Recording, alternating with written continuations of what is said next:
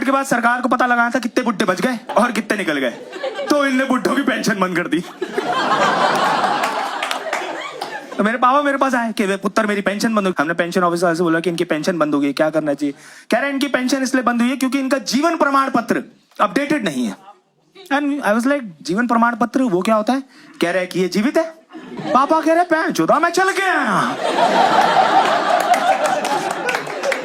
तेरे सामने जिंदा खड़ा हूं। कह रहा अंकल जी इसी का तो प्रमाण देना है। कह रहे किसको? कह रहे सिस्टम को। कह रहा तेरा सिस्टम फाड़ दूंगा, मेरी पेंशन चालू करो तुम।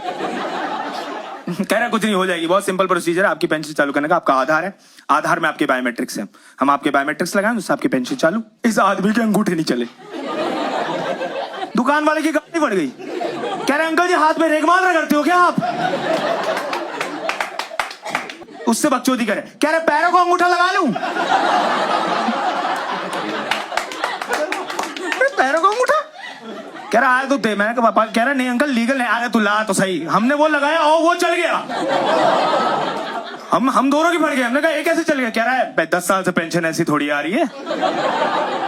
कह रहे आप ऐसा पेंशन ले रहे हो 10 साल से? कह रहे नहीं ऑप्शन लीगल नहीं है, दूसरा ऑप्शन चूज करना पड़ेगा। Second option is I retina. हमने वो लगाया, उससे उनकी पेंशन चालू। पर तब से आदमी कॉन्शियस हो गया कि मेरी आंखों को और मेरे पैरों को अंगूठों को कुछ नहीं होना चाहिए। तो 12 जोड़ी काले मोजे और 12 काले चश्मे आदमी खरीद लाया। अब भाई साहब आप इमेजिन करो, घर में सफेद कच्चे बनियान में एक आदमी काले मोजे डालकर, काला चश्मा लगाकर घर के बाहर बैठ के अखबार पढ़ रहा है। पक्का नारकोस का डीलर लग रहा है। 4 भाइयां काम छोड़ के जा चुकी हैं। कह रहे इस घर में तो काम नहीं करेंगे।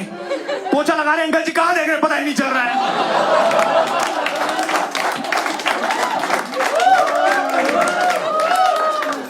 एक बार तो गुरुद्वारे के बाहर एक बंदा आया, चश्मा लगा खड़ा, तो उसको लगा अंधा है।